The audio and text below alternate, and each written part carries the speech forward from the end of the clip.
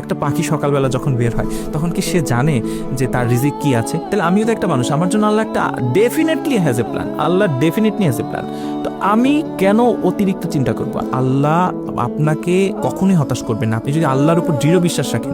বান্দা যেমন তার সৃষ্টিকর্তার দিকে আশা করে, এবং আপনার কাছে যখনই আসবে, এটা দুনিয়ার একটা পরীক্ষা, এবং আপনি যখন এই যে এফসিপিএসে বারে বারে অনুত্তীর্ণ হওয়া, রেসিডেন্সি না হওয়া, এগুলো নিয়ে কখনোই ওভারথিঙ্ক করবেন না। আপনার কাজ হচ্ছে চেষ্টা করে যাওয়া। এবং আপনি আরেকটা কথা, তার মানে এই না যে আপনি অন্যদের থেকে কখনো পিছিয়ে পড়বেন না। সবার দিনই 24 ঘন্টা, কারো দিন কিন্তু 24 ঘন্টা থেকে বেশি না। আমি বলি যে if you don't do extra you will not get extra. আপনাকে এটা করতে হবে যে আল্লাহর কাছে এটা প্রমাণ করা যে আল্লাহ আমি বেস্ট।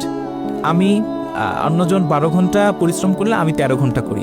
আল্লাহর কাছে যখন এটা প্রমাণ করবেন, আল্লাহ তো আমি বলি যে আহকামুল হাকিমিন, বিচারকদের মধ্যে সর্বশ্রেষ্ঠ বিচারক, তিনি নিশ্চয়ই আমি 13 ঘন্টা 1 ঘন্টা বেশি পরিশ্রম করছি, কারণ সিট তো লিমিটেড, 120টা সিট ধরেন, আমি ওই 12 ঘন্টা 1 ঘন্টা বেনিফিট পাবেনই আপনি। এটা আমার লাইফে ফিলোসফি।